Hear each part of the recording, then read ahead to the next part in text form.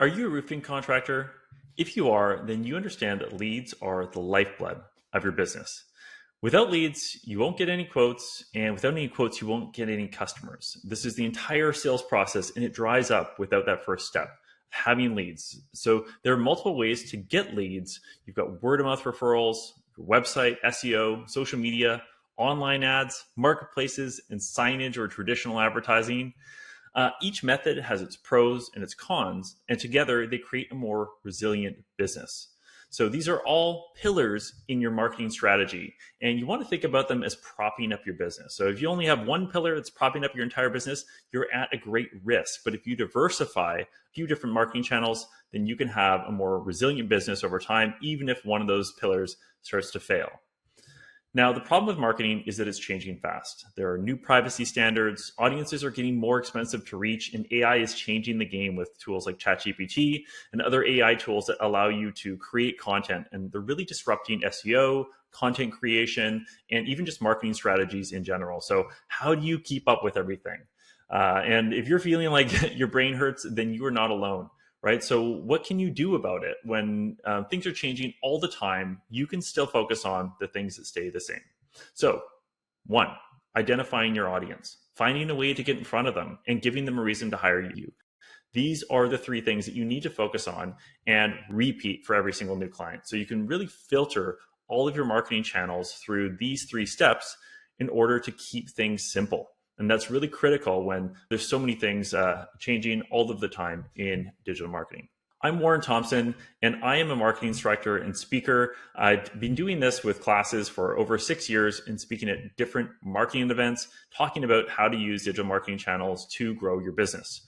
I'm also an agency owner and co-founder at Ollo Digital Marketing. We are a Google top 3% premier partner. We work with a lot of different roofing clients and clients in the home services industry. So a lot of the things that we're going to talk about in this session are directly related to what we see working with our clients. This is a digital marketing masterclass on how to get roofing leads. And we'll talk about digital marketing lead generation strategies for roofing contractors. Specifically what we're talking about today. We're going to go through a 6-step process. And step 1 is researching your target market. So homeowners, who exactly are you talking to? So the questions you want to ask yourself is, what problems are they facing? What do they truly desire out of a new roof for their home? What possible objections might they have when choosing someone like you or your competitors? What is unique about homeowners in your area that you might want to tap into? So these could be things like common construction, roofing issues, weather patterns, insurance claims, interest rates, financing options, and government grants available. There are so many things that could be valuable tools for you to have conversations with homeowners in your area. So basically, you want to look at this market like your total addressable market. It's homeowners or people that own houses that you could service in your serviceable area. But you're going to have a subset of that that's going to be your target market. And that's what I want you to think about when we're going through this next exercise. But even within that target market, there's only going to be a small percentage that are ready to buy. So this is usually a common marketing knowledge would say this is about 3 to 4% of your market. For example, you got homeowners, but maybe there's only certain homeowners, let's say age 40 to 60 in Seattle, if that's where you're doing business, who want a metal roof, if that's the type of product that you're offering. And they are ready to buy. So now that you know that that's your target market, you can craft your messaging and your targeting to try to expand that ready to buy audience. And that's really going to help you grow that market and get people interested in your product. So if you haven't yet, create a target persona so that you and your team know who you're marketing to and how to talk to them. Now, this is crucial, especially in creating that shared language amongst your business so that everyone knows, okay, this is the person who we're talking to with this marketing campaign. And even this marketing campaign over here, we're talking to the same person. Everyone knows just by snapping your finger who that person is.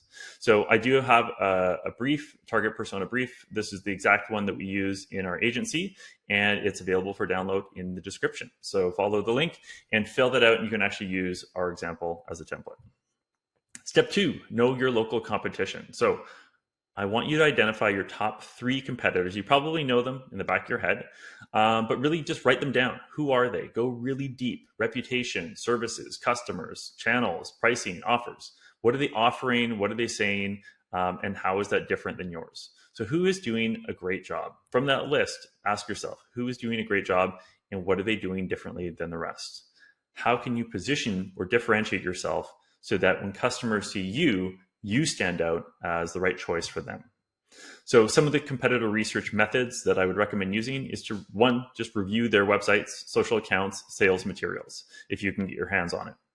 The next one, read their reviews. What are customers praising them for? And what are the pain points that people have? Maybe that could be used in your marketing so that you can attract people that are having pain points that they're experiencing with other roofers in the area. And then review their ads. So in their ads, and you can use a tool like Facebook Ads Library, follow that URL there. You can actually go and type in your competitors' names or type in keywords related to your industry like roofing and see what ads are online and start to borrow those ideas and remix them for yourself. Another one is to research their Google ads. So if you'll probably just see these in the Google search engine results page. You just type in roofer, your city, or roofing contractor, your city, and you will see a bunch of competitors' ads pop up. So what are their claims? What are their offers, etc.? What are they saying in their ad that stands out and will make a customer click on them? It's likely that they've been testing a lot of these ad headlines, and the things that are working are going to be showing up more commonly in their ads. So that's information that you can use for your own advertising. Also research which keywords they're ranking for. You can use tools like SEMrush, Ahrefs, or Ubersuggest for this. All of these are paid platforms. Ubersuggest is the cheapest at the time of recording this, but you can use these to put in your competitors' websites and see what kind of keywords they're ranking for organically in Google. That means it's not through an ad, and then also which keywords they're using in their ads. And I will say it's not 100% accurate, but it does give you some good kind of direction on what keywords they are bidding on. So more on this later, and understanding all about search intent. Now let's talk about positioning. I think this is an important one when we talk about the competitors, to think about how you fit in that I'll say XY axis that exists in your customer's mind. So what do your target customers care about? You want to position yourself as the best choice for them. Now, here are a couple common ones, but this could be there could be some other factors that are important to customers in the industry, but I'll just go through a few. Speed, price, quality, sustainability, maintenance cost, safety, honesty. And you might have, I'll say something about the contractors in general, but also the roofing industry, is that trust factor, the reliability, and that those are really important pieces in general. But just for this exercise, let's say you do a survey of your customers and you say, hey, from this list, what are the most important pieces to you when you are choosing a roof or choosing a roofing contractor? Well, let's say they say it's sustainability and peace of mind.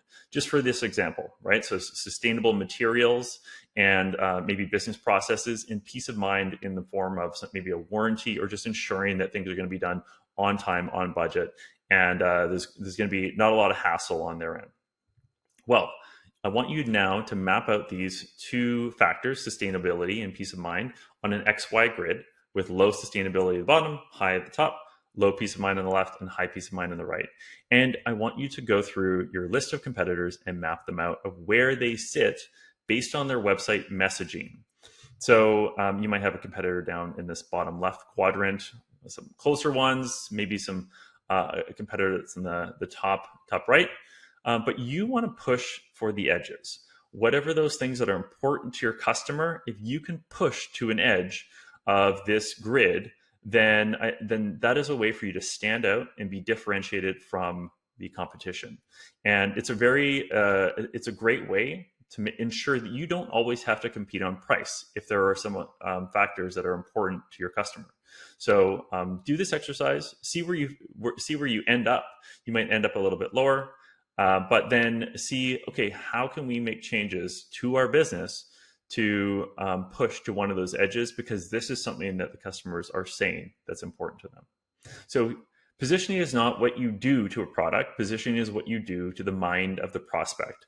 This is important. So when you're coming through, part of this is going to be your actual business offering and the way that you structure your business operations, but also a lot of it's going to be due to your messaging. So what are you saying on the website? What are you saying in your sales materials and your ads that is going to make people feel like you are the brand that has the highest sustainability and peace of mind? Maybe it's just going through the story of how you use recycled materials in your roofing products, and you have you really tell that story clearly, and you have some sort of promise on how your company gives back to the environment. And then the other piece is with peace of mind is that you probably have some sort of 365-day or multi-year or lifetime peace of mind warranty on the roof, and ensuring that you're going to come back and do an inspection and touch-ups of certain areas, right? So you're just reinforcing that message through your marketing. Here's a couple of examples of the car industry. So price and quality is a very common access. So here you can see high price, high quality. In the top left is Mercedes or Porsche, and that's why they stand out. But another one is classy versus sporty, practical to classy versus conservative to sporty. And again, you can see Porsche at the top, which is why they can charge such a premium for their products. Okay, now step 3 is to pick your 80-20 organic channels. And when I say organic here, I'm referring to channels where you have to earn your authority on these channels, but you're not paying in particular to be there, to show up. So I'm sure a lot of people are familiar with this, the Pareto principle, or the 80-20 principle of 80% of the outcomes come from 20% of the effort. So we want to focus on what in our organic channels can we spend 20% effort on and get 80% outcomes. This is going to be really important, because the thing with marketing is you could just spend all day, every day doing marketing work, but you got to obviously serve these customers. So you want to make sure that you're spending your time wisely. And so let's look at a couple of these common ones and see what you can be focusing on. So SEO and local SEO. The thing that you should start with focusing on is optimizing your website for local and service-specific keywords. So things like emergency roof repair, best roofing contractor near me. You definitely want to claim your Google business profile, get it verified, complete, up-to-date, and get reviews. And that is absolutely critical if you are any small business. On the kind of 80% effort, 20% outcomes, if you want to get that extra push, that extra step, is to create unique landing pages for each market you serve. So every single different community or market, as long as there is search volume there, you probably want to have a landing page talking about it and talking about your services. So again, it's a lot more work, especially if you serve, let's say 100 different communities, but this could be something that is a longer term play for your business. Social media, before and after photos of completed projects to showcase the quality and scope of work. This is a really simple one. Just make sure that this is part of your team, like duties, that they do this. They take before and after photos every single time, and then you can get those posted online. So 80% effort, 20% outcomes. This would be like doing like daily updates, stories, ongoing projects, and really creating a little bit more of a story behind your brand. So you don't have to start there, but it's going to get you that extra effort once you've already done the table stakes of doing these before and after photos. On email, if you have an email marketing platform, well, you want to send out timely weather alerts. This is a really easy one. Hey, it's going to be the rainstorms are coming in the next couple of weeks. Come call us for roof inspection. This kind of stuff of using triggering events in the weather can be really effective at getting people to start thinking about the roof early and start contacting you. And so, and then also reminders for roof inspection. So for customers that maybe had a roof done, let's say 3 to 5 years ago, or even a 1 year kind of anniversary, it's a good time to schedule an email for them to book a roof inspection. And then you can go talk to them and maybe talk about a referral program or something along those lines. On the more effort side, monthly newsletters, maintenance tips, etc.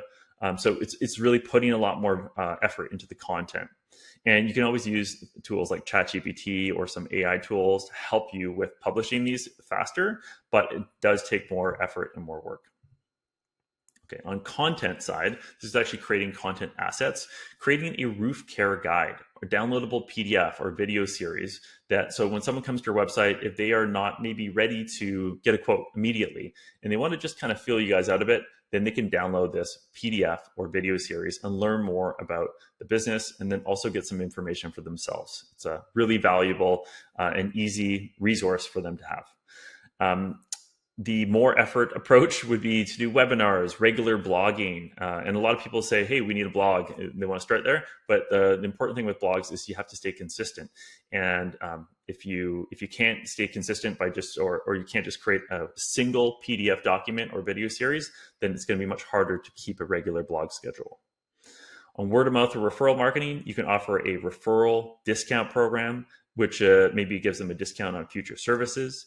And then on the more effort side, doing community events, sponsorships, etc. Reviews, just scheduling a post-service follow-up email to ask for a Google review. That would be, the Google reviews are very effective at improving your SEO on your local searches, and then your all of basically getting your Google guaranteed and your Google business profile to show up also on Google Maps. On the more effort side, video testimonials of clients. So getting one or two of these is, I think, really important, but making this a consistent part of the business, that your business is definitely much harder and there's more time invested because you have to edit those and do interviews and ask the right questions. Also, maintaining concise profiles on the top 1 to 2 platforms for marketplaces in your area, like Homestars or House, and just making sure that you're staying on top of any of the changes that are happening there, getting reviews as well. Expanding to lesser known online marketplaces with more details could be part of an ongoing strategy, which does require more work. And finally, signage, vehicles and yard signs with contact info and consistent branding is very important. So I would say vehicle wraps, do the full wrap, look professional, really stand out from the person that's just throwing decals on their window. And then beyond that, building wraps and digital signage. So now we're going to step into creating leverage with paid ads in step 4. And paid ads here, I'm talking about online advertising in like Google or Meta, which is Facebook and Instagram. So step 1 is you want to know your ad formula. What is your ad formula? It is your ad spend times your cost per lead. And that equals your number of leads. So I'll do that one more time. Ad spend times cost per lead equals number of leads. So what's a good cost per lead? This is something that is going to be a critical defining factor for your ad formula. And I'll go through a couple examples so this all kind of sticks. So determine what kind of cost per lead you can afford. This is a very important step for your business. And to do that, you want to find out first your profit per job. So you might have to look at this over the span of a month or a quarter, but you want to find out, what is my profit per job? And this is usually a percentage. Maybe it's 20% of your revenue or something along those lines. Then once you know your profit per job, then you want to times that by your close percentage. This is your quote to job rate. And then you want to times that by your qualification percentage, which is your lead to quote rate. So I'm going to go through an example so that this is all a little bit clearer. But once you do that calculation, then you're going to find out your profit per lead, which is a critical metric. So for example, let's say you make on average $5,000 profit per job. So let's say in that case, you've done a certain amount of revenue in a month. You divide that by your number of jobs, and then you times that by your your profit margin. Maybe that's 20%, and you're left with 5,000 profit per job. Then you're going to times that. You're going to look at your sales funnel and say, okay, well, how many quotes did we do versus how many jobs? Okay, let's say you did 3 times as many quotes as jobs, or you had like a 33% closing ratio. Well, that would be a 33% quote to job closing rate. And then let's say on the flip side, or before that, you had 5 times as many leads that came through your website and different platforms as you did quotes. Well, that would be a 20% lead to quote ratio. That would make your profit per lead $330. So really all I'm doing is taking 5,000, I'm timesing by 33%, and then timesing that by 20%. And now I know my profit per lead. It's a very critical metric because now, as long as we keep our profit per lead above our cost per lead, we can keep putting money in the machine. As long as we keep the profit per lead above the cost per lead, we can keep putting money in the machine, and you can scale this as high as you possibly can, as long as you have the team to service all of those clients. So for example, coming back here, let's say our profit per lead was $200. Well, now we know that we're making more money at the back end.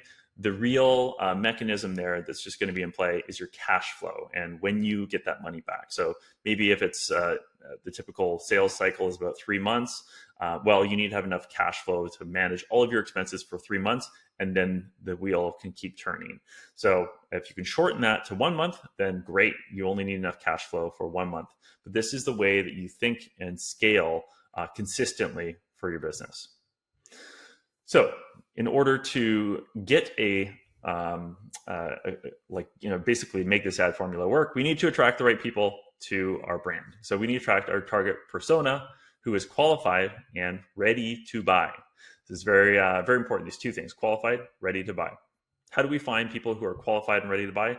Well, we've got to look at the customer journey in the form of a funnel. This is the typical kind of marketing funnel where we start with awareness at the top, engagement in the middle, and then conversion at the bottom. So for shorthand, just a couple things, we'll say top of funnel or TOF, middle of funnel, bottom of funnel, MOF, BOF. We'll be using these in future slides. So at the very top of the funnel, before the customer even comes in to being aware of us and their problem, we have not aware, this not aware group of our audience. So once they find out that, or they realize that something's wrong, they look up on the roof and maybe there's a big rainstorm and they see some moss up there, they start to get a little concerned. Well, now they are becoming problem aware. They have a name, they can describe their problem. The next step down in the middle of the funnel is solution aware. Now here, they're looking for solutions and they're starting to find ones that might make sense for them. And as they do the research, they might find a certain specific product or brand that's going to be a relevant solution for them. So these people are the most aware. They are the bottom of your funnel. So looking at this at a kind of zoomed out view, we can start to think about our ad strategy and how we can align with this. Now, when we're doing ads, we are always looking for some sort of audience signal, and we're going to meet that signal with a response. And on the different platforms, they will have different signals that our audience is giving us, and so we can respond in different ways and meet that signal in the right place. So this is from the most abstract level. And when the two come together, it creates a conversation. That's really what we want to do. That's what the whole sales process is. And marketing is just the conversation that happens before the sales conversation. It's a good way to think about it. So on search engines like Google or Bing, we get to capture demand. People are searching for specific keywords, and they're using search terms. So let's say roofer near me, or metal roofing contractor, or best roofing contractor, etc., in your city. And we're going to meet those with a message, a specific ad. So we get to target the search term and meet it with a message, but we're only able to capture demand because without the searches, there is no audience to target. So we need to only target search terms that are relevant and make sense. On social media, it's a little different. We get to attract demand. We basically pick an audience, and we use this through, let's use Meta as an example. Through Meta's targeting engine, we get to target different audience segments, and we use our messaging to attract people that are ready, right? So we're targeting this much larger audience. We're going to use a message to try to cut through and just find the people that are ready. And we're going to try to repel the rest, actually. And so with search terms, an example, at the top of the funnel, you might say, hey, when you target people that are searching, when does a roof need to be replaced? So if they go to Google and they type this in, you can have a piece of content there, say a blog article, or a blog article even with an ad that's behind it, that is pointing people to information that's going to help them at this stage in the funnel. In the middle of the funnel, they might be looking at best roofing contractors near me. So Now they know who or what their solution is, and they're specifically searching for that. And finally, the most ready to buy is likely the one that's done the most research, and now they even know what kind of product they want. They want a metal roof. They want a metal roofing contractor near me. And so they're looking for a solution, but because they're using the term metal roof in the search, we know that now they are product aware. They're looking for a metal roof. On the flip side, on social media, we've got message targeting. So the top of funnel, how to know when your roof needs to be replaced. We could be using an ad targeting this interest audience on the platform and say, how to know when your roof needs to be replaced. Look at these 5 key things, and then point them to a video or a blog. And so we're using, again, the message as the targeting tool. We could also create an ad that says, looking for a trustworthy roofing contractor. Here are the top 3 reasons why you would work with us, and go through maybe your badges or your awards, or even like pulling out some reviews of customers. And then at the bottom of the funnel, need a quote for metal roof. If we know that they're interested in metal roof, need a quote for metal roof, we can help. And so we get to target people these different ways and see what works. So interestingly enough, in the platform, similar to this funnel, the top of the funnel is going to have the biggest audience, and it's just going to go down as we get down further in the funnel. So you want to try to go after the people that are at the bottom of the funnel, but that's going to be a small market. So to expand our audience that's ready to buy, we need to move further up the funnel and have the appropriate message there. So it really becomes marketing with lasers. And because we get to target these people, and we get to target not only the person, but the right stage of the funnel of where they are in their buying journey. So what are the best ad platforms to start with? This is always a question we get as an agency. And I want to walk through some analogies here. So Google search is kind of like a phone book, right? You start with these, you capture high intent searches. I think this is it's kind of like the table stakes for advertising as I'll say a roofing contractor or any home services company. Google Display is also a popular one. It's kind of like newspaper ads, right? You're going to see these kind of as banner ads on the side of different blog articles or the Weather Network or different news websites. So here you get to generate local awareness and retarget website visitors, which can be very powerful. YouTube is kind of like TV. So you can use for creating more of a connection because you get to have your ads with sound, and they're usually for bigger budgets or just retargeting. Meta ads, which are on Instagram and LinkedIn, are kind of like AM radio. It's a radio station, but just for a little bit of an older audience, I'll say. Excellent for audience targeting on Facebook and Instagram. You can target demographics, interests, lists here. TikTok ads, they're kind of like FM radio. And, I'll say these are a little bit blurred, and there's definitely a lot of overlap in these audiences, but TikTok just tends to be slightly younger. So this is the newish kid on the block, great for brand engagement, viral opportunities, younger audience. And if none of your competitors are here, it might be a way to get in front of a new audience. And then LinkedIn. It's kind of like a networking event. People are there to, further their careers and read content in a certain context when they're using LinkedIn, and can be very effective for B2B advertising, which could be relevant for commercial projects potentially. So if you do a lot of commercial work, this could be an opportunity for you. So where do we start? I would recommend starting here, starting with don't think too hard about it. Google search, display, YouTube, Meta. The great thing is that the top 3 are actually all part of the Google Ads platform. So Google owns YouTube. And so if you start with just Google Ads, you're going to get access to those, the 3 above. And then if you start with, also support that with Meta ads, you're going to have the ability to really target and create demand with the Meta ads platform. And I'll say a caveat here is usually when you're running ads on these channels, you'll have the bulk of your budget in certain places. It's likely going to be in the phone book section of Google search, and maybe in some of your Meta campaigns if you're doing some direct response campaigns. But then you would use the newspaper and the TV ads and maybe some of the radio announcement ads to talk about new things for your audience that might be maybe new promotions or seasonal changes or something along those lines. So it still has to be managed. The budget, it's not just spread evenly, has to be put towards the areas that are going to have the biggest impact. So step 5 is to combine the tactics to amplify results. So the challenge with marketing is requires a lot of time, money, and effort. It really does take a lot of effort, and you can almost feel like at times it's like, man, I got into business to be a roofer, not a marketer, but I'm spending all my time doing this. Well, even then, the outcome is uncertain, and that's the hard part about marketing is you can try so many different things, and really you can waste a lot of money not or having it not work for you. So similar to the 80-20, your goal should be to maximize your outputs. You do this by creating leverage with your campaigns. And I think this is a critical thing to think about. You are trying to take set up things and create assets and do small actions that are going to build over time, because that's the only way you're going to be able to scale. You have to get things working reliably and consistently to keep adding on and building a bigger snowball going forward, or a bigger domino. So certain marketing tactics pair really well to provide outsized results.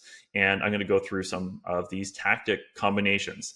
And a lot of people don't talk about this, but this is a great way to just amplify your efforts when you're doing marketing. So SEO and pay-per-click, or PPC, which is Google Ads campaigns. An example here is solution-aware landing pages. We talk about the funnel, top of funnel, mid funnel, bottom funnel. Here, these ones are kind of like that middle-ish to bottom funnel. People looking for things like, so this example, by the way, is bottom of funnel, metal roofing contractor. But creating an SEO optimized landing page for people searching for metal roofing contractor. So that's going to work in two ways. It's going to help you get more organic traffic through SEO efforts. So Google's going to rank you or index you, and you're going to get more impressions and clicks, but you're also going to get benefits from your Google ad campaign. So if you're sending people to that landing page for keywords like metal roofing contractor or metal roofing Seattle, then all of a sudden you're going to get a better quality score in all of your ads. You're probably going to get a higher conversion rate, and you're also going to be able to run dynamic search campaigns on Google, which is just it's a kind of a smart campaign type that's going to crawl that landing page and serve for other keywords that might be outside of your initial targeting. So these are two great tactics to combine. The other one is organic and paid social, similar to SEO and PPC, which is the organic and paid search engine tactics. This is the same thing for social. So an example here would be paid promotion on organic social posts. So if you're spending time doing social media posts, you want to dedicate a small portion of your budget to boost non-salesy content and build brand awareness, authority, and reciprocity with your audience. It also builds your remarketing lists. So if people see some content that's really valuable to them in their feed at first, and you're not really asking for a sale, you're going to build some reciprocity there to then later ask for them to get a free quote from you. The next one's Google Ads and Maps. So connecting Google Business Profile to your Google Ads account. This is one of it's a very common suggestion for setting up your account, but some people forget it. So this way you get to use a location extension in your Google Ads and showcase your ads in Google Maps. So a lot of people, when they search for different businesses, they actually search straight from their Maps app.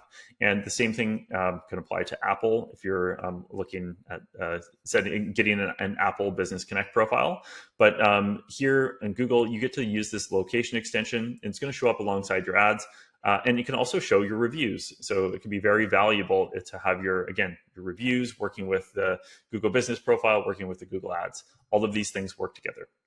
And the last one is email and remarketing. So remarketing ads is basically when someone comes to your website or engages with you on social media and you start sending them ads after. So you also get to remarket in another way, which is uploading customer lists to ad platforms. So you can upload customer or subscriber lists if you are getting subscribers on your website of people, let's say, that are trying to get a free quote or downloading a PDF guide or something along those lines.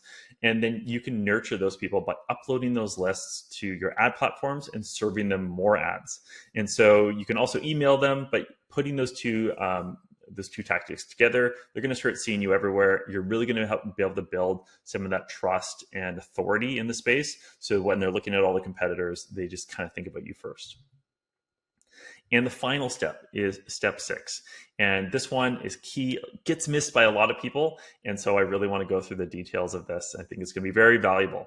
You want to build trust with entry point offers. So it kind of starts by looking at this little card here. Hey, I just met you and this is crazy, but I'm going to stalk you until you marry me. And with our marketing, I feel like that can happen way too often. So the step one example in this ladder of our relationship with our customer is they click on an ad. Maybe they've never heard of you before in their lives, and they see your ad for the first time and they click on it. This is rung number one on the relationship ladder. Step 9 is a 20K or more roof replacement. It might be 30, might be 50, right? So how many times have you clicked on an ad and made a $20,000 purchase? I'm gonna guess it's a big zero. And so it takes time to develop this relationship and this trust before someone's actually going to choose you as a contractor. And so the roofing customer journey, and all customer journeys, kind of look like this. First, again, it's similar to the funnel. They're going to become aware of you. They're going to see an ad or hear about you for the first time. Then they're going to engage with you. Maybe they're going to visit your website or engage on social media, watch a video, etc. Then they'll subscribe. So at this point, it's a crucial point. They've opted in to get some gated content or some future communication. And that means that you've got their email address, maybe first name, maybe phone number. Finally, they're going to convert. They're going to make a small initial purchase, schedule a demo, request a quote. So not only have they subscribed at this point, but they have kind of put up their hand of, hey, I might be interested in what you have to offer right now. Not only am I qualified, but I'm also might be ready to buy at this point. Then you get a chance to delight them. So they're going to get some initial value from this initial transaction or high intent engagement. For example, they might get a quote and an understanding of how the whole process works. Then comes the core offer. So they're going to purchase your main offering. So in this case, it'd be like a roof replacement, and that would be the big purchase.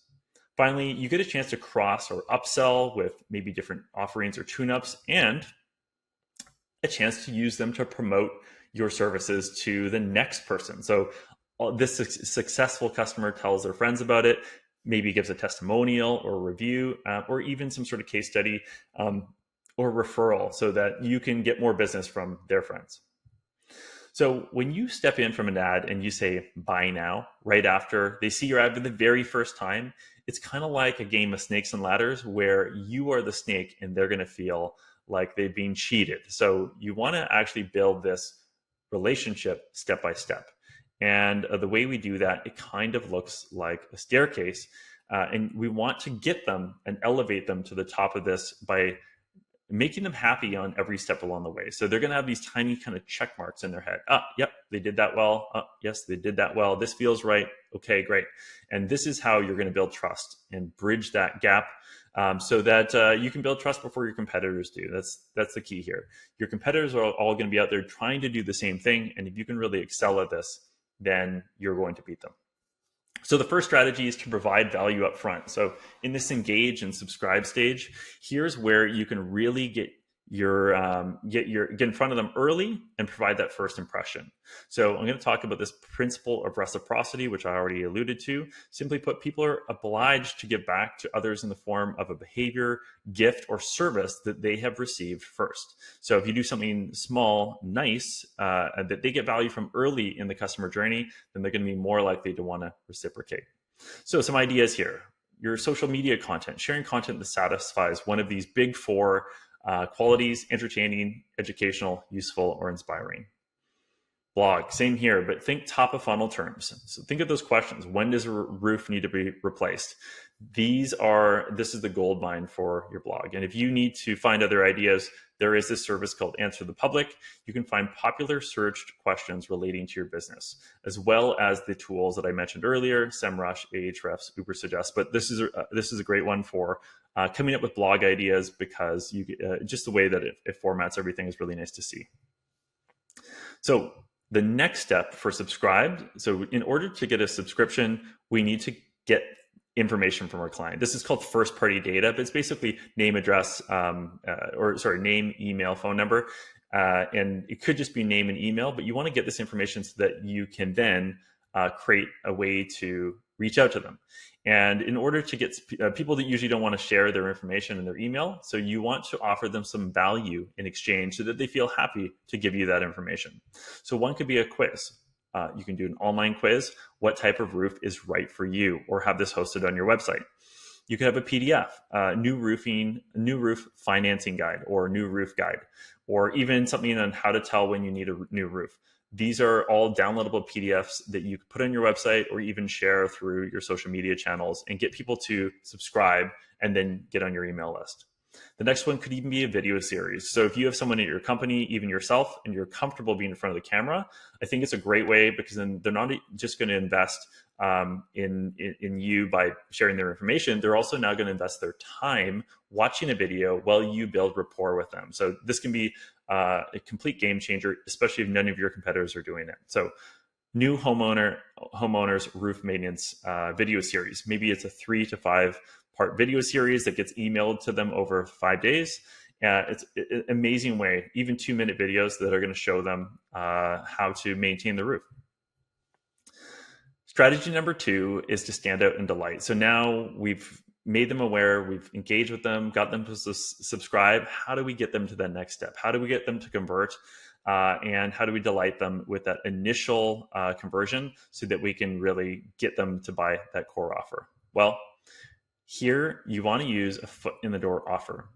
Common foot in the door offers include things like free inspection, free estimate, free quote. These are the common ones everyone does. So how can you stand out? How can you, if they're looking at you versus all your competitors, not just have to offer the cheapest quote in order to stand out, but maybe when they look at yours, they go, okay, well, these guys are a little different, and that speaks to me. Well, I want you to think back to your positioning exercise. Can you craft a foot in the door offer that reinforces that positioning? So for example, we were talking about sustainability and peace of mind earlier. Well, if you're crafting a foot in the door offer, how can you reinforce those points so that, again, they're going to feel like, yes, this is a quote or a free estimate, just like everyone else, but it's a little different because they're also talking about these 2 things that are very important to me. And that way, you're not just going to be competing on price, and you can be competing on a couple other pieces of positioning that are important to your audience.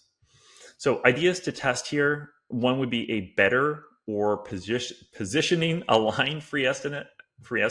So for example, a better one would just be free on-site, no obligation estimate, right? So they feel like, oh, someone's going to actually come, there's no obligations, and you're just trying to reduce that risk and anxiety of them asking for a free estimate. The next one would be a free estimate and sustainability assessment. Maybe there's a way to help them understand how they can choose a sustainable option for the roof. And maybe back to that list before, let's say you wanted to go deep on speed. Well, free 24-hour estimate. It's like, hey, we'll have someone there tomorrow and we're going to give you our estimate right away before all of the competitors do. And so, this is all about finding out what's important to that target audience and then creating an offer, or a foot in the door offer in this case, that's going to speak to that and reinforce that positioning. The next ones would be a paid believable offer. So sometimes people, when they see things are free, they think, okay, well, if it's free, then I might be on the hook for something else, and they're going to reach out to me all the time. I'm going to start getting sales people calling my phone every single 20 minutes. So you could always offer a paid offer instead. So $99 roof inspection, $199 roof tune-up, or $500 emergency tarp replacement, or something like that. So these are paid offers, and it will kind of remove that too good to be true thought that might be in your customers' minds, because they're like, oh, well, it's a great deal. I'm paying for it, but now I can actually believe that they're going to do it. They're going to do a good job. And these might be loss leaders for you. This is really what these are called as a foot in the door offer. These are loss leaders because you are charging for it, but it's something that you're probably losing money on. But if you do enough of them, you'll be converting people into that next stage where they're going to become a full roof replacement customer of yours. So now we've actually bridged that entire customer journey and delighted them on every single step here, all the way up to our core offer. And that's exactly where you want to be. This is where your marketing has now done your heavy lifting for the sales team. And you don't just look like every other roofing contractor out there. You look different and you feel different, and you've created that relationship that's brought them to the core offer. So you're going to have a much higher success rate. You're going to have better reviews, and people are just going to feel more value out of the service, even if you're charging more. So you'll probably be able to raise your prices. And that's what it's all about. It's about creating that trust so that when they get there, they're not just looking for how could this go wrong, but they're looking at this as, hey, this is they've already provided me so much value up until now, and I know that they're just gonna nail it with this roof. So where to go from here? Well, the challenge with marketing is, as I mentioned earlier, requires a lot of time, money, and effort. So we are a digital marketing agency at Ollo Metrics. We are a Google Premier Partner, which is a designation that's only available for the top 3% of advertisers. And we specialize in all of the things that I've been talking about. So Google Ads, social media ads, SEO, analytics, you name it, all of the services that will basically make you be able to automate your leads and really position your business for the long term. So thinking about proven strategies for roofers and roofing contractors, performance-driven results, leadership from our experienced team that will be working with you on a regular basis, and consistent lead flow to your business. We've got a lot of roofing case studies and clients. One of our clients here, Penfolds, that we've been working with for over 4 years. And we really know this stuff inside and out, I would say.